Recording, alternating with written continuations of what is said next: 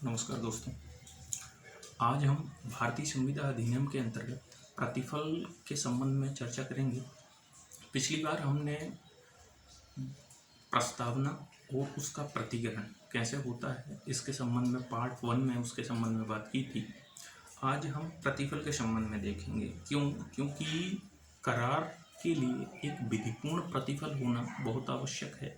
अगर विधिपूर्ण प्रतिफल का अभाव होता है तो करार प्रवर्तनीय नहीं होता है, और जब करार प्रवर्तनीय नहीं होता है तो वो संविदा का रूप धारण कर ही नहीं सकता। तो संविदा निर्माण हेतु सबसे आवश्यक तत्व करार होता है, और करार ऐसा होना चाहिए जो विधि द्वारा प्रवर्तनीय है, और विधि द्वारा प्रवर्तनीय हेतु उसके लिए विधिपूर्ण प्रतिफल होना आवश्यक है। तो बहुत से विद्वानों ने अनेक प्रकार की परिभाषाएं दी हैं। हम उन परिभाषाओं पर नहीं जाएंगे। हम डायरेक्ट के अंतर्गत जो 2D के अंतर्गत कॉन्ट्रैक्ट एक्ट पे जो परिभाषा दी गई है उस पर ही बेस्ड होंगे। तो 2D के अंतर्गत बताया गया है कि जब वचनदाता की वांछा पर वचन ग्रहीता या कोई अन्य व्यक्ति कोई कार्य कर चुका है या करने से प्रविरत रहा है, या कोई कार्य करता है या करने से प्रविरत रहता है, या कोई कार्य करने या उससे एब्सटेंड रहने का वचन देता है या प्रविरत रहने का वचन देता है, तब ऐसा कार्य, प्रवृत्ति या वचन उस वचन के लिए प्रतिफल कहलाते हैं। तो इस परिभाषा को एक हिसाब से कुछ 4 शब्दों में अगर हम देखें, अगर वो 4 शब्द हमें दिमाग पर रहते हैं हमारे, तो निश्चित ही ये परिभाषा हम कभी भी नहीं भूलेंगे। तो सबसे पहले अगर हम देखें तो किसकी इच्छा पर दिया जाता है, तो हमारा आंसर मिलता है कि वचन दाता की इच्छा पर दिया जाता है। ठीक। दूसरा प्रश्न होता है कि कौन देता है, तो वचन ग्रहीता या कोई अन्य व्यक्ति देता है। तीसरी हम बात करें तो किस रूप में हो सकता है प्रतिफल, कि रूप क्या होता है प्रतिफल का। तो प्रतिफल के रूप के संबंध में बात करें तो किसी कार्य करने का वचन दे दिया, या किसी कार्य से प्रविरत रहने का, एब्सटेन रहने का वचन दे दिया आपने, तो ये प्रतिफल होता है। अब चौथी बात जो है कब दिया जाता है, तो ये भूत, वर्तमान और भविष्य तीनों काल के लिए प्रतिफल होता है।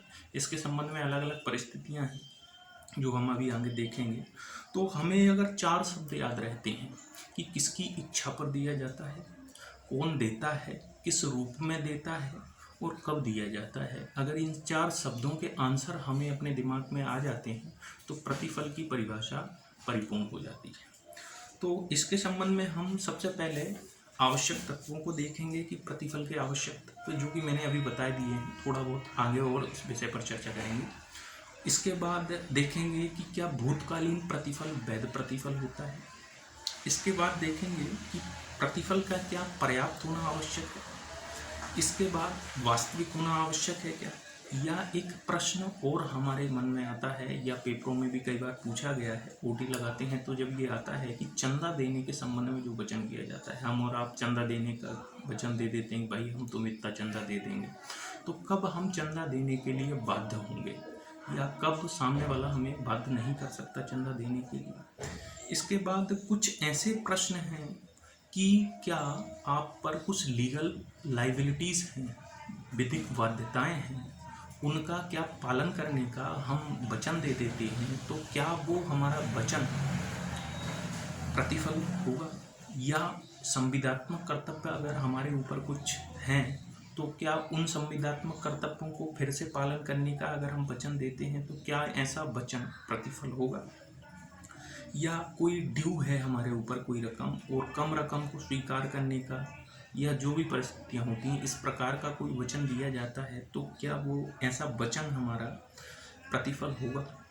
इसके बाद हम देखेंगे कि वचनात्मक विबंध, प्रोमेसरी स्टॉपल के संबंध में, इसके संबंध में भी हम थोड़ी सी बात करेंगे कि क्या होता है प्रोमेसरी स्टॉपल। इसके बाद कुछ न्यायालयों के माध्यम से कुछ बातें बताई गई हैं कि बात चलाने से अगर कोई व्यक्ति एब्सटेंट रहता है, प्रविरत रहता है, तो वो क्या प्रतिफल होता है, समझौता करने का करार कर लेते हैं तो क्या वो प्रतिफल होता है, इन सब विषयों पर हम बात करेंगे।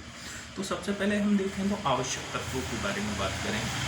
तो आवश्यक तत्व क्या है? जैसा कि हमने देखा है कि ये वचनदाता की वांछा पर ही दिया जाना चाहिए। अब वचनदाता की अगर वांछा पर प्रतिफल नहीं दिया जाता तो क्या परिस्थितियां होंगी? जब कोई प्रतिफल वचनदाता की वांछा पर नहीं दिया जाता तो वो विधिपूर्ण प्रतिफल नहीं होता। ऐसा हम नहीं कह रहे हैं, ये बात हमें एक मामले के माध्यम से मिलती है जहाँ पे हमें पता चलता है दुर्गा प्रसाद वर्सेस बलदेव का मामला है। इस मामले में ये होता है कि ए नामक एक व्यक्ति, एक्स नामक एक कलेक्टर होता है, उसकी इच्छा पर एक बाजार का निर्माण करवाता है और बी नामक व्यक्ति ए के मध्य एक बात करता है कि मैं इसमें बाजार में दुकान लूँगा और दुकान के माध्यम से जो भी विक्रय होगा उसमें आपको कमीशन दूंगा। बी नामक व्यक्ति कमीशन नहीं देता, ए व्यक्ति जो है कमीशन के लिए वाद लेके आता है। तो न्यायालय कहता है कि ये प्रतिफल तो है, पर ये प्रतिफल जो वचनदाता की, जैसे हम वांछा की बात कर रहे हैं, बी नामक व्यक्ति ने वचन दिया था कि जो विक्रय होगा उस पर मैं आपको कमीशन दूंगा। तो ये जो प्रतिफल बाजार का निर्माण की जो बात थी, ये बी के वचन के आधार पर उसकी वांछा पर नहीं करवाया गया था या उसकी डिजायर पर नहीं करवाया गया था। क्यों? क्योंकि ये कलेक्टर की इच्छा पर ही बाजार का निर्माण हुआ था, इसीलिए ये विधिपूर्ण प्रतिफल की श्रेणी में नहीं आता और न्यायालय ने कहा कि इसे देने के लिए बाध्य नहीं किया जा सकता। अब दूसरी बात करें तो वचन ग्रहीता या अन्य व्यक्ति के माध्यम से दिया जाना चाहिए। तो इसके संबंध में हमने एक अलग से एक वीडियो बनाया है। इसके बाद, इस वीडियो के बाद में उस वीडियो को देख लें आप, तो इस सेकंड वाला जो आवश्यक तत्व है वो सारा क्लियर हो जाएगा। उसमें बहुत सारी परिस्थितियां हैं, इसलिए हम इस विषय को यहाँ पर बात नहीं कर रहे हैं। बस इतना मान कर चलिए कि जो सामने वाला व्यक्ति है वचन ग्रहीता, जिससे हमने बात की गई है, उसके द्वारा प्रतिफल दिया जा सकता है या कोई अन्य व्यक्ति भी दे सकता है। तीसरी बात करें तो प्रतिफल होता क्या है? क्या प्रतिफल के लिए पैसे होना आवश्यक है या कोई वस्तु होना आवश्यक है या कोई और भी अन्य चीज? तो ये सब होना आवश्यक बिल्कुल नहीं है। अगर आपके द्वारा कोई वचन दिया गया है कोई कार्य करने का या कोई कार्य नहीं करने का, तो ये प्रतिफल होता है। कहने का मतलब, जैसे आपने एक मूवी देखी होगी कि मेरा वचन ही है शासन, बाहुबली मूवी में वो कहते हैं तो वचन ही है शासन, तो यहाँ वो वचन ही है प्रतिफल, क्योंकि यहाँ दिया गया वचन एक प्रतिफल स्वरूप होता है। अब हम बात करें तो वर्तमान, भविष्य और भूतकाल में दिए गए प्रतिफल के संबंध में। तो कब वर्तमान प्रतिफल कहेंगे, कब उसे भूतकाल प्रतिफल कहेंगे, कब भविष्य का प्रतिफल कहेंगे, तो इनको संबंध में हम एग्जाम्पल के माध्यम से, उदाहरण के माध्यम से समझने का प्रयास करते हैं। तो सबसे पहले वर्तमान प्रतिफल की बात करें तो एक ए नामक व्यक्ति का एक बच्चा खो जाता है और उसके द्वारा एक घोषणा की जाती है कि जो मेरे बच्चे को ढूंढ कर लाएगा मैं उसे 5,000 रुपये दूंगा। अब दूसरा बी नामक एक व्यक्ति है, वो जाता है और उस बच्चे को ढूंढ कर ले आता है। अब जब बच्चे को ढूंढ कर लाता है तो ये ए नामक जो व्यक्ति है वो इस व्यक्ति को प्रतिफल देने हेतु बाध्य है और ये वर्तमान प्रतिफल है। अब हम बात करें कि भूतकाल के प्रतिफल की, तो एग्जाम्पल यही है, जैसे ए नामक व्यक्ति जिसका बच्चा खो गया है, खोने के बाद बी नामक व्यक्ति उसे ढूंढ कर लाता है। बस फर्क इसमें ये होता है कि जो ए नामक व्यक्ति है जिसका बच्चा खोया हुआ है वो घोषणा नहीं करता है। अब ये आदमी जो ढूंढ कर लाया है बच्चे को, ये इसे ले जाकर दे देता है कि भैया ये तुम्हारा बच्चा है। तो ये नामक जो व्यक्ति है वो इस व्यक्ति को प्रतिफल देने का वचन देता है। तो ये कहने का मतलब ये होता है कि ये भूतकाल में किए गए कार्य के लिए, जो आपने कार्य पहले कर दिया है इस वाले व्यक्ति ने, उसके लिए ये व्यक्ति प्रतिफल देने का एक वचन देता है। तो ऐसा प्रतिफल भूतकालीन प्रतिफल होता है।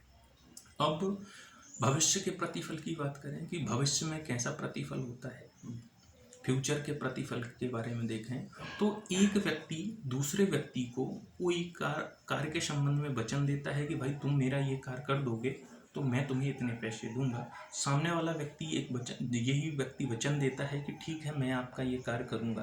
कहने का मतलब ये है कि एक व्यक्ति के वचन के द्वारा दूसरे व्यक्ति के वचन को क्रय किया जाता है, खरीदा जाता है। वचन ही एक दूसरे के द्वारा दिए जाते हैं और भविष्य में कोई कार्य करने के संबंध में कोई बात की जाती है तो ये भविष्य के फ्यूचर के संबंध में प्रतिफल होता है। अब हम बात करें कि क्या भूतकालीन जो पास्ट में जो प्रतिफल दिया जाता है क्या वो वैध प्रतिफल होता है। तो इसके संबंध में अंग्रेजी विधि की अगर हम बात करें तो अंग्रेजी विधि में तो इसे वैध प्रतिफल नहीं माना गया है। पर हम हमारी भारतीय विधि की बात करें तो भारतीय विधि में इस प्रतिफल को वैध प्रतिफल माना है। और इस प्रतिफल के संबंध में जब आप धारा 25 का सब क्लॉज 2 देखेंगे तो उसके अनुसार ऐसा प्रतिफल प्रवर्तनीय होता है। 25(2) के अनुसार ऐसा प्रतिफल प्रवर्तनीय होता है और व्यक्ति के लिए देने के लिए बाध्यता हो जाती है, विधिपूर्ण प्रतिफल होता है। अब इसके बाद हम अगला प्रश्न हम देखें तो क्या प्रतिफल का पर्याप्त होना आवश्यक है। तो जब हम धारा 25(2) पढ़ते हैं तो प्रतिफल की 25 का स्पष्टीकरण 2 देखते हैं तो वहाँ बताता है कि प्रतिफल का पर्याप्त होना आवश्यक नहीं है। ये नहीं है कि 50,000 दिया जाए, 10,000 दिया जाए तो आवश्यक नहीं है कि प्रतिफल पर्याप्त हो। पर जब प्रतिफल स्वतंत्र सहमति के संबंध में प्रश्न उत्पन्न होता है तो प्रतिफल पर्याप्तता या अपर्याप्तता के संबंध में एक बार उस विषय पर विचार अवश्य किया जाता है। तो पर्याप्त होना आवश्यक नहीं है। अब अगला विषय देखें तो क्या प्रतिफल का वास्तविक होना आवश्यक है, क्या प्रतिफल वास्तविक होना ही चाहिए। तो इस प्रश्न के संबंध में हाँ, विधि में बिल्कुल बताया है कि वास्तविक होना चाहिए, पर वास्तविकता का रूप क्या होगा ये कोई रूप नहीं बताया गया है स्पेशली। बस एक बात आवश्यक है कि प्रतिफल का विधि की दृष्टि में कुछ मूल्य होना आवश्यक है। वास्तविक होना आवश्यक है पर एक मूल्य के नज़रिए से उसे वास्तविक होना आवश्यक है। अब मूल्य का नज़रिया हर व्यक्ति के वचन का भी मूल्य होता है। तो इस प्रकार वास्तविकता को हम इस तरह से कुछ देखते हैं। अब हम बात करें चंदा देने के वचन के संबंध में कि भाई जो भी देवी जी, दुर्गा जी, जो भी कार्य मस्जिद निर्माण हेतु या कई प्रकार की बातों के लिए आपके द्वारा जो चंदा दिया जाता है या चंदा देने का वचन दिया जाता है तो उसके संबंध में क्या परिस्थितियाँ होती हैं। तो चंदा देने के वचन के संबंध में जिस व्यक्ति को हमने चंदा देने का वचन दिया है कि भाई जैसे ए नामक एक व्यक्ति बी को चंदा देने का एक वचन दे देता है, अगर इस बी नामक व्यक्ति ने इस ए नामक व्यक्ति द्वारा दिए गए वचन के आधार पर कोई दायित्व या कोई भार या कोई हानि उठा ली तो ये जो जिस व्यक्ति ने ए नामक व्यक्ति ने इस व्यक्ति को चंदा देने का वचन दिया था ये इसे देने के लिए बाध्य होगा। जैसे इसके संबंध में 2 मामले हैं। एक केदारनाथ वर्सेस मोहम्मद गौरी के मामले की अगर हम बात करें तो एक जैसे इसे एग्जाम्पल के तौर पे बताता हूँ मैं। एक ए नामक व्यक्ति होता है, एक बी नामक व्यक्ति को हाल के निर्माण हेतु कुछ पैसे देने का या प्रतिफल देने का वचन देता है। पर ये जो व्यक्ति है इसने हाल का निर्माण अभी प्रारंभ ही नहीं किया और इससे पैसे मांगने के लिए बात करता है तो ये मना कर देता है, नहीं देता है ए। तो बी जो है न्यायालय में जाता है और न्यायालय द्वारा ये बात बताई जाती है, ये प्रतिपादित किया जाता है कि आप बी के लिए कि आपने इस वचन के आधार पर ना तो कोई हानि उठाई है ना ही कोई अपने ऊपर दायित्व लिया है, इसीलिए ए व्यक्ति प्रतिफल या वचन के आधार पर जो चंदा देने का वचन दिया गया था उसे देने के लिए बाध्य नहीं है। अगर इस व्यक्ति ने इसके संबंध में हाल का निर्माण प्रारंभ कर देता या उसके संबंध में किसी से कोई बात कर लेता कि भाई मजदूरों को हमने पेमेंट दे दिया, जैसे हम करते हैं कोई मकान बनाना है तो भाई मजदूरों को जो प्रारंभ में जो कुछ पैसा देना होता है वो अगर ये बी नामक व्यक्ति कुछ दे देता तो ए व्यक्ति जिसने चंदा देने का वचन दिया था वो प्रतिफल देने हेतु बाध्य होता, परंतु इसने कुछ नहीं किया तो इसीलिए ये बाध्यता यहाँ पर नहीं आएगी। अब एक दूसरा ही मामला है जो मैंने अभी बात बताई इसी के संबंध में है। अब्दुल अजीज वर्सेस मसूम अली 1914 का मामला है। तो अब्दुल अजीज वर्सेस मसूम अली 1914 के मामले में यही बात हुई थी कि एक ए नामक व्यक्ति था, उसने बी नामक व्यक्ति को एक मस्जिद निर्माण के लिए, इस व्यक्ति को मस्जिद निर्माण हेतु क्या दिया, चंदा देने का वचन दिया। इस बी नामक व्यक्ति ने इस ए नामक व्यक्ति के आधार पर इस मस्जिद निर्माण का कार्य प्रारंभ कर दिया, या जो भी है अपने ऊपर कोई दायित्व उपगत कर लिया, कोई दायित्व प्राप्त कर लिया, या कोई हानि उठा ली, कहने का मतलब मजदूरों से ही बात कर ली और उन्हें एडवांस पेमेंट दे दिया। तो अब ये जो व्यक्ति है, अगर यहाँ पर ये प्रतिफल नहीं देता तो ये व्यक्ति इससे प्रतिफल ले लेगा। न्यायालय के माध्यम से ये बात हुई और न्यायालय में इस ए नामक व्यक्ति ने प्रतिफल नहीं दिया, तो न्यायालय में जब ये केस पहुंचा तो न्यायालय ने कहा कि ए नामक व्यक्ति बी को प्रतिफल देने के लिए बाध्य है। क्यों बाध्य है? क्योंकि इसने अपने ऊपर कोई दायित्व ले लिया है, कोई हानि उठा ली है, या निर्माण कार्य प्रारंभ कर दिया है। अब हमने जैसे कि बात की थी, ये तो हमारे कुछ प्रतिफल के संबंध में बात हो गई। अब कुछ न्यायालयों के माध्यम से भी कुछ प्रतिफल के संबंध में प्रतिपादित किया गया है कि क्या विद्यमान वैधानिक कर्तव्यों का पालन करने का वचन दे देना प्रतिफल माना जाता है? क्या ऐसा वचन प्रतिफल माना जाता है? जैसे एक एग्जाम्पल के तौर पर अगर मैं बात करूं तो पुलिस जो होती है किसी अपराधी को पकड़ने के लिए बाध्य है, पर आप जाते हैं पुलिस के पास और पकड़ने के लिए बात करते हैं, तो आपके मध्य और पुलिस अधिकारी या कांस्टेबल एसआई जो भी है उसके मध्य एक बात होती है, भाई मैं उसे पकड़ लूँगा, तुम मुझे 10,000 रुपये देने का, या तुम मुझे 10,000 रुपये दोगे तो मैं उसे पकड़ लूँगा। तो ये जो एक दूसरे ने, और आपने कह दिया कि ठीक है मैं आपको 10,000 रुपये दूंगा, आप उसे पकड़ लीजिए। अब जब उसने पकड़ लिया और आपने पैसे नहीं दिए, तो इसके संबंध में अगर कोई बात आए, न्यायालय में कोई बात आए, तो न्यायालय के माध्यम से ही ये बात बताई गई है। कई सारे मामले हैं इस पर कि पुलिस अधिकारी पर ऐसे कर्तव्य का पालन करने की ड्यूटीज थी, और उस ड्यूटीज को निभाने के संबंध में उन्हीं पक्षकारों के मध्य में कोई बात हो जाती है, कोई वचन दे दिया जाता है, तो ऐसा वचन प्रतिफल नहीं होता। कहने का मतलब, अगर आपके पास कोई लीगल लाइबिलिटीज है किसी कार्य को करने की, और उसी कार्य को करने के संबंध में आप किसी व्यक्ति के साथ कोई और वचन ले लें, या कोई कार्य करने के संबंध में कोई प्रतिफल ले लें और आप वचन दे दें कि हाँ मैं ये करूँगा, तो ये प्रतिफल रहित होता है। प्रतिफल, बिना प्रतिफल के की गई बात होती है, ये प्रवर्तनीय नहीं होती। अब इसके संबंध में एक और बात है, जैसे किसी पुलिस अधिकारी का कर्तव्य है किसी अपराधी को पकड़ना, पर वो ऑन ड्यूटी होता है, तभी ऐसे उसका कर्तव्य होता है। जैसे 10 से 12 घंटे की ड्यूटी है, उसके पश्चात उसने अपनी ड्यूटी करने के पश्चात अपने घर चला गया, और घर पे जब पहुंचा तो आप उसके घर गए कि भाई इस अपराधी को पकड़ लीजिए, तो वो सामने वाला कहेगा कि भाई मेरी ड्यूटी जो थी वो समाप्त हो गई है, अब कल जो ड्यूटी का टाइम है उस टाइम पर मैं पकड़ूंगा।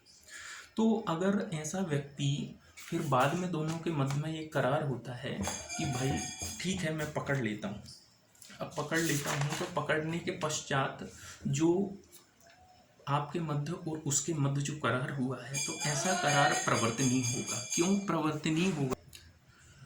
क्योंकि यदि कोई व्यक्ति विधिक बाध्यता से अधिक कोई कार्य करता है, जैसे उसकी ड्यूटी 10 से 12 घंटे की थी, वो पूरी हो गई, अब इसके पश्चात जो एक्स्ट्रा वर्क किया जा रहा है और उसके संबंध में अगर उसने कोई वचन दिया है, तो ऐसा वचन प्रतिफल माना जाएगा और वो उस व्यक्ति से वसूल करने हेतु बाध्य है। जैसे इस पे मामले हैं, ये जो मैं प्रॉब्लम्स या एग्जांपल बता रहा हूँ, ये न्याय दृष्टांतों के माध्यम से ही बता रहा हूँ।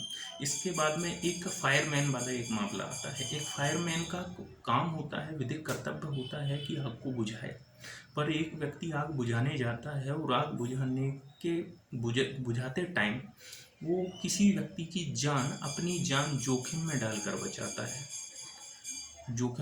बचाता है। क्यों? क्योंकि एक सामने वाले व्यक्ति ने कहा उससे कि भाई तुम उसकी जान बचा लेना, तो मैं आपको इतने पैसे दूंगा। उसने कहा ठीक है आप मुझे इतने पैसे देना, मैं उसकी जान बचा लेता हूँ। तो अपनी जान को जोखिम में डालकर अगर कोई फायरमैन जान बचाता है, तो न्यायालय ने कहा कि ये उसने उसकी विधिक बाध्यता से अधिक कार्य किया है, इसीलिए फायरमैन के द्वारा जो वचन दिया गया था जान बचाने का, वो विधिपूर्ण प्रतिफल है, और जो उस सामने वाले को जिसको दिया गया था उसके माध्यम से 10,000 रुपये की जो प्रतिफल है, कहने का मतलब दोनों में विधिपूर्ण प्रतिफल है, और वो 10,000 रुपये या 5,000 रुपये जिसके संबंध में वो बात हुई थी वो ले सकता है। विधिपूर्ण रूप से ऐसे करार को प्रवर्तनीय कराया जा सकता है।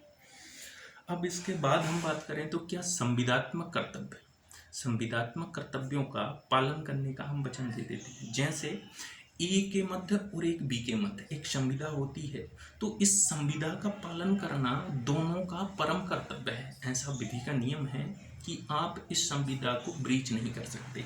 आपकी जो है प्रीमोडिकल ड्यूटीज होती हैं कि आप इस संविदा का पालन करें।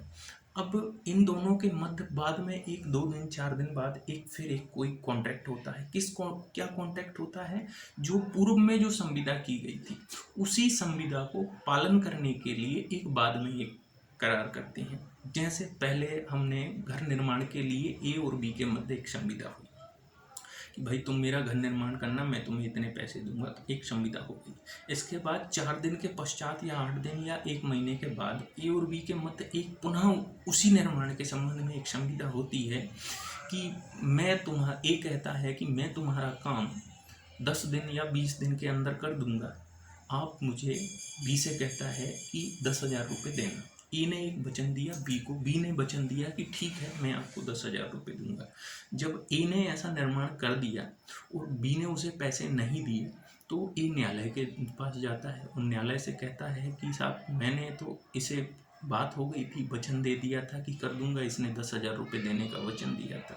तो न्यायालय ने ही ऐसे मामले में कहा है कि संविदा आपके मध्य जो पूर्व में हुई थी और उन्हीं पक्षकारों के द्वारा पूर्व में की गई किसी संविदा का पालन करने के लिए पश्चात में कोई संविदा करना प्रतिफल नहीं होता है। एक दूसरे के द्वारा जो वचन दिया जाता है वो प्रतिफल नहीं होता है। पर इसके संबंध में एक अपवाद भी है। अपवाद ये है कि जहाँ किसी एक व्यक्ति को, जैसे ए और बी के मध्य एक संविदा होती हो और ऐसी संविदा में सहमति जो है स्वतंत्र पूर्ण नहीं दी जाती, तो ऐसी संविदा शून्य करनी होती है। तो ए को ऐसी संविदा को शून्य करनी चाहे तो पालन कराए या उसे शून्य घोषित करा ले, या जो भी परिस्थितियां हैं। कहने का मतलब ये है कि जहाँ एक पक्षकार को ऐसी संविदा को का पालन करने का जो दायित्व है वो उस पर कहीं ना कहीं ब्रीच कर सकता है, ऐसी उस पर लाइबिलिटीज नहीं है कि वो चाहे तो पालन ही करे। तो अगर ए नामक व्यक्ति और बी नामक व्यक्ति, इसने और इसके मध्य एक संविदा हुई जिसमें स्वतंत्र सहमति नहीं दी गई थी ए की, इस व्यक्ति ने बी ने इसकी सहमति प्रपीड़न, कपट या असम्य कसर जो जिसके माध्यम से भी प्राप्त की। अब ए और बी के मध्य एक संविदा होती है पश्चातवर्ती संविदा, जो पूर्व में जो संविदा हुई थी उसी के संबंध में होती है कि भाई शून्य करनी तो है संविदा, ए का अधिकार है चाहे तो उस संविदा को लागू कराए या चाहे तो ना कराए, क्योंकि इसकी सहमति कपटपूर्ण या जो भी तरीके हैं मैनर है उन तरीके से दी गई थी। तो इसके पास राइट है चाहे तो पालन कराए या चाहे तो उस संविदा को समाप्त करवा ले। पर ए और बी के मध्य एक बाद में एक संविदा होती है कि हम इस संविदा का पालन करेंगे। बी कहता है कि मैं तुम्हें 10,000 रुपये दे दूंगा, जो मेरी गलती हो गई थी उसे माफ़ कर दो और इस संविदा का हम पालन करा लेते हैं। अब जो इनके मध्य में जो संविदा हुई है ये विधिपूर्ण प्रतिफल के रूप में है और इनके द्वारा जो पश्चातवर्ती जो संविदा हुई है और इनके द्वारा एक दूसरे को जो वचन दिए गए हैं वो विधिपूर्ण प्रतिफल के रूप में है। क्योंकि संविदा भंग करने का अधिकार तो था उसके पास, पर भंग ना करने का इन दोनों ने वचन दे दिया एक दूसरे को, और जो भी प्रतिफल के स्वरूप जो बातें हुई हैं वचन दिए हैं, तो ऐसा वचन प्रवर्तनीय होगा। क्योंकि आपके पास राइट था, चाहे तो आप उसे पालन करें या ना करें। अब इसके बाद अगर हम बात करें तो वचनात्मक विबंध के बारे में बात करते हैं। तो वचनात्मक विबंध क्या होता है? यदि कोई व्यक्ति देय रकम से कम रकम स्वीकार करने का किसी व्यक्ति को वचन दे देता है तो उसका जो अधिकार है और दावा है केवल उसी रकम तक सीमित हो जाएगा। जैसे ए को बी से 10,000 रुपये लेने का राइट है, ए कहता है बी से कि भाई मैं 5,000 रुपये ले लूँगा, कोई दिक्कत नहीं है, इसने स्वीकार कर लिया ए ने। तो अब जो ए का जो दावा है वो मात्र 5,000 रुपये तक हो जाएगा। क्यों? क्योंकि इसके माध्यम से इसे वचन दे दिया गया है और इसने कहा कि ठीक है भाई, मेरे पास पैसे नहीं है, मैं 5 ही दे पाऊंगा। इसने कहा कि हाँ ठीक है, मैं स्वीकार कर लेता हूँ। तो इसे हम वचनात्मक विबंध कहते हैं, डॉक्ट्रिन ऑफ प्रोमिसरी एस्टॉपल कहते हैं इसे। अब इसी के संबंध में थोड़ी सी और आगे एक बात है कि जहाँ किसी व्यक्ति को कोई अधिकार प्राप्त होता है, जैसे ए को कोई अधिकार प्राप्त है और वह अपने आचरण के माध्यम से बी को यह बताता है कि भाई मैं 1 साल तक अपने इस अधिकार को इन्फोर्स नहीं कराऊंगा, प्रवर्तित नहीं कराऊंगा। तो ये जो व्यक्ति है जिसने आचरण के माध्यम से बता दिया है कि 1 साल तक मैं इस अधिकार को प्रवर्तित नहीं कराऊंगा, तो अब ये जो व्यक्ति है 1 साल तक अपने इस अधिकार को बी के विरुद्ध कभी भी प्रवर्तित नहीं करा सकता। क्यों? क्योंकि ये वचनात्मक विबंध के माध्यम से बाध्य हो गया है। तो इसे हम कहते हैं वचनात्मक विबंध। अब हम बात कर रहे हैं आगे, जैसे कि हमने देखा था कि कोई व्यक्ति को बात चलाने का अधिकार है और बात नहीं चलाने के संबंध में एक दूसरे के मध्य कोई वचन हो जाता है कि भाई तुम मुझ पे बात मत चलाना, जो भी बातें हैं, जो पैसे हैं, मैं तुम्हें दूंगा। अब इसके एग्जाम्पल के तौर पर हम एक समझते हैं इसे कि एक महिला को, जैसे कि मामले आते ही रहते हैं और ये इस मामले के संबंध में बात बता रहा हूँ, देवी राधा वर्सेस रामदास 1941 पटना का ये मामला है। इसमें यह हुआ था कि एक महिला को भरण पोषण का अधिकार था और भरण पोषण के लिए वो सीआरपीसी की धारा 125 के अंतर्गत अपना बात दायर कर सकती थी। पर उसने बात दायर करने से पूर्व उसके पति के द्वारा एक वचन दिया गया कि तुम भरण पोषण का बात दायर मत करो, मैं तुम्हें मासिक भत्ते के रूप में इतने पैसे देने का वचन दे देता हूँ। तो अब महिला ने ऐसा बात दायर नहीं किया, तो क्या ये जो वचन दिया है ये एक दूसरे के लिए विधिपूर्ण प्रतिफल होगा? तो न्यायालय ने देवी राधा रामदास 1941 के मामले में कहा कि ऐसा आप कर सकते हैं, बिल्कुल एक दूसरे के लिए विधिपूर्ण प्रतिफल होगा। पर इसके कुछ अपवाद हैं। ये कब विधिपूर्ण प्रतिफल होगा? कब? जब ऐसा जो महिला को भरण पोषण प्राप्त करने का जो अधिकार है वो अधिकार अस्तित्व में होना चाहिए, और दूसरी बात, ऐसा अधिकार वैध होना चाहिए। अगर अस्तित्व में नहीं है और वैध नहीं है तो ऐसा करार जो पश्चात में मासिक रूप से पैसा देने का किया गया था वो प्रवर्तनीय नहीं होगा। अब इसके बाद हम बात करें कि सुलहनामा हो जाता है या समझौता हो जाता है पक्षकारों के बीच। तो क्या ऐसे समझौते के संबंध में, जैसे न्यायालय में पहुंचते ही नहीं है इससे पहले उनके मध्य समझौता हो जाता है, समझौते के माध्यम से एक दूसरे को जो भी रकम लेने देने के संबंध में जो वचन हो जाता है, क्या ऐसा वचन करार का रूप धारण करेगा और प्रवर्तनीय होगा? तो इसके संबंध में भी न्यायालय ने कहा है कि बिल्कुल सुलहनामा के अंतर्गत जो वचन दिए जाते हैं वो प्रवर्तनीय होते हैं और न्यायालय द्वारा उन्हें प्रवर्तित कराया जा सकता है। अब इसके बाद हम प्रतिफल के कुछ अपवादों को लेकर बात करेंगे। थोड़ा सा वीडियो लंबा जरूर हो रहा है पर इसे इसी में समाप्त करना है। प्रतिफल के कुछ अपवाद के संबंध में बात करेंगे कि कुछ ऐसी भी संविधाएं हैं जो प्रतिफल के बिना की जाती हैं, जिनमें प्रतिफल होना आवश्यक नहीं होता है। तो ये कुछ तो बताई गई हैं कॉन्ट्रैक्ट एक्ट की धारा 25 के अंतर्गत। उसमें बताया गया है कि कुछ ऐसे करार हैं जो प्रतिफल रहित तो होते हैं पर करार शून्य नहीं होते, विधि द्वारा प्रवर्तनीय होते हैं। सबसे पहले हम देखें तो प्राकृतिक प्रेम और स्नेह के कारण अगर पक्षकारों के मध्य प्राकृतिक प्रेम और स्नेह है और इसके बाद ऐसा करार उनने लिखित किया है और इसके बाद रजिस्ट्रीकृत किया है, एक दूसरे को कुछ रकम देने के संबंध में प्रेम संबंध है पक्षकारों के मध्य और उनने लिखित करार किया है और रजिस्ट्रीकृत किया है, तीनों अगर चीज़ें हैं तो ऐसा करार बिना प्रतिफल के भी प्रवर्तनीय होता है। पर अगर इनके मध्य प्रेम संबंध नहीं है और फिर कुछ पैसा देने का वचन दे दिया गया है तो ऐसा करार कभी भी प्रवर्तनीय नहीं होगा, क्योंकि बिना प्रतिफल के होता है। अब निकट संबंध होना या प्रेम संबंध होना किसे कहते हैं, तो रक्त संबंध और विवाह द्वारा माता पिता भाई बहन के संबंध में जो संबंध होते हैं इन्हें हम निकट संबंध कहते हैं। या प्रेम संबंध के संबंध में जैसे जैसे एक मामला है कि पति पत्नी के मध्य झगड़ा होता रहता था और पति ने अपनी सारी संपत्ति पत्नी को दान कर दी, तो क्या ऐसा करार प्रवर्तनीय है? तो बिल्कुल प्रवर्तनीय नहीं होगा, क्योंकि पक्षकारों के मध्य जो निकट प्रेम संबंध थे वो अस्तित्व में नहीं थे। न्यायालय का ही मामला है, न्यायालय ने बताया है। तो पक्षकारों के मध्य जो निकट प्रेम संबंध वो स्थापित होने चाहिए और ऐसा करार लिखित में किया जाना चाहिए। ये बातें मैं क्यों बता रहा हूँ, क्योंकि इस पे प्री पर बहुत सारे क्वेश्चन बनते हैं, आपको प्रॉब्लम बनाकर दे दी जाती है और उसमें या तो लिखित शब्द नहीं होता या रजिस्ट्रीकृत नहीं होता या प्रेम संबंध गायब रहते हैं उसमें से। फिर पूछा जाता है कि करार प्रवर्तनीय है या नहीं। अब इसके बाद प्राकृतिक प्रेम और स्नेह होना भी आवश्यक है, अगर ऐसा नहीं है तो ये अपवाद लागू नहीं होता। अब दूसरी बात करें तो स्वेच्छा पूर्वक सेवा के लिए प्रतिकर देने का वचन, जैसा कि उसमें हमने बात की थी कि भूतकालीन प्रतिफल वैध प्रतिफल है, तो वो यही है 25 जिसके अंतर्गत भूतकालीन जो प्रतिफल दिया जाता है वो वैध प्रतिफल माना जाता है। किसी ऐसे व्यक्ति को हम प्रतिकर देने का वचन दे देते हैं जिसने हमारे लिए पहले से ही हमारे कहने से पूर्व ही कोई बात कर दी है या हमारे लिए कोई काम कर दिया है, तो जिस व्यक्ति को हमने ऐसा वचन दिया है वो ऐसे वचन को प्रवर्तित करा सकता है, न्यायालय के माध्यम से वो इन्फोर्स करा सकता है और हम बाध्य हैं। अब तीसरी बात करें तो टाइम बार्ड जो ऋण हो जाता है, डेब्ट ऋण हो जाता है, उसको क्या रिकवर किया जा सकता है इस वचन के माध्यम से? तो बिल्कुल किया जा सकता है, पर ये जो 25(3) की बात है सिर्फ ये परिसीमा अधिनियम पर ही लागू होती है। उसमें स्पेशली लिखा हुआ है कि परिसीमा विधि द्वारा बाधित, और न्यायालय के माध्यम से भी ये बात बताई गई है।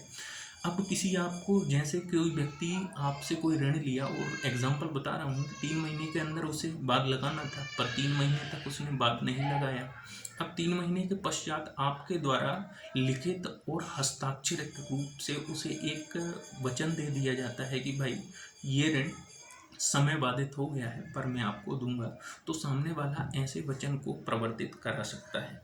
अब ऐसा इसके संबंध में एक और बम्बई हाई कोर्ट के संबंध में बात बताई थी कि उसी व्यक्ति द्वारा दिया जाए जो दायित्व के अधीन है, परंतु मद्रास हाई कोर्ट ने इसके संबंध में बात कही कि कोई भी व्यक्ति दे सकता है। जैसे मैं दायित्व के अधीन हूँ तो मेरी ओर से कोई अन्य व्यक्ति भी दे सकता है ऐसा वचन जो प्राधिकृत हो, जैसे कि उसमें अभिकर्ता के संबंध में बात की है, तो इसलिए मद्रास हाई कोर्ट ने कहा था। अब इसके संबंध में कुछ और अपवाद भी हैं, और अपवाद जैसे दान, टीबीए के अंतर्गत जो दान किए जाते हैं उसमें प्रतिफल होना आवश्यक नहीं होता और वो बिना प्रतिफल के वैध होता है। इसके बाद हम अभिकरण एजेंसी की बात करें तो 185 के अंतर्गत बताया गया है कि एजेंसी का निर्माण के लिए प्रतिफल होना आवश्यक नहीं होता है। इसके बाद हम बात करें तो संविदा पालन के लिए समय बढ़ा देना, संविदा पालन का समय बढ़ा देना, क्या ऐसा जो बढ़ाने का वचन दिया है उसमें प्रतिफल के रहित होता है तो क्या प्रवर्तनीय है? तो अंग्रेजी विधि के अनुसार तो ऐसा वचन प्रवर्तनीय नहीं है, पर भारतीय विधि के अनुसार जब हम कॉन्ट्रैक्ट एक्ट की धारा 63 देखते हैं तो वहाँ ये बताया गया है कि आप पालन करने के लिए सामने वाले को और 2 महीने दे दो, या आप उससे जो ऋण लेना था उससे कम लेने का वचन दे दो, तो ऐसा वचन प्रवर्तनीय होता है। अब इसके बाद हम बात करें तो निःशुल्क उपनिधान, उपनिधान के संबंध में जो हमारा चैप्टर है उसके संबंध में हम देखें तो उपनिधान के बारे में प्रतिफल होना आवश्यक नहीं होता है। तो ये कुछ प्रतिफल के संबंध में संभवतः बेहतर कुछ बताने का प्रयास मेरे द्वारा किया है, अगर क्योंकि सारी चीज़ें बताई हैं मेरे हिसाब से मैंने, पर ये है कि कुछ ऐसी भी चीज़ें हैं जिन्हें हमने छोड़ दिया है। कारण ये है क्योंकि समय बहुत ज़्यादा हो जाएगा, पर जो महत्वपूर्ण आवश्यक चीज़ें हैं वो सारी हमने इस माध्यम से डिस्कस की हैं। अगर आपको ये लगता है कि मेरे आपके लिए ऐसा ये वीडियो के माध्यम से जो चर्चा हुई है ये आपके लिए लाभदायक है तो सब्सक्राइब अवश्य करें। क्यों कह रहा हूँ ऐसा? क्योंकि हो सकता है इस बार आपके माध्यम से उपलब्ध हो जाए, अगली बार जो माध्यम से आपको ये चर्चा प्राप्त हुई है, वीडियो प्राप्त हुआ है, हो सकता है उपलब्ध ना हो। और अगर ना मिला हो कुछ तो बिल्कुल ना करें। मेरा सब्सक्राइबर बढ़ाने का कोई विशेष महत्व नहीं है या उद्देश्य नहीं है, पर आपको अगर कुछ मिला हो इससे तो करें। और जिस किस लिए, क्योंकि आगामी जो भी विषय है, जैसे अभी इसके पश्चात मैं प्रिविटी ऑफ कॉन्टैक्ट के संबंध में जो हमारा सेकंड शब्द था वचन ग्रहीता या अन्य व्यक्ति द्वारा, उसके संबंध में एक अगली विषय पर चर्चा करेंगे। तो और उन लोगों तक इसे अवश्य पहुंचाएं जो आपकी नज़रों में इस चर्चा के माध्यम से कुछ सीखने को मिल सकता है। क्योंकि मैंने संभवतः प्री और मेंस के माध्यम से जो हमारे मध्य प्रदेश सिविल जज में या अन्य जुडिशरी की जो न्यायिक सेवाओं के संबंध में जो प्रश्न आते हैं, कोशिश की है कुछ प्रश्नों को इसमें समाहित करने की, और शायद इस माध्यम से आपको उन प्रश्नों के उत्तर मिल जाएं जो आपके दिमाग में कहीं ना कहीं प्रश्न के उत्तर तो आते थे, पर उसके संबंध में आपको क्यों ऐसा आंसर आ रहा है उसकी बात पता नहीं थी। तो ये मेरा प्रयास था। आगामी वीडियो प्रिविटी ऑफ कॉन्टैक्ट का है। इस वीडियो को देखने के बाद अवश्य वो वीडियो देखें, परंतु इसको पहले देखें। धन्यवाद।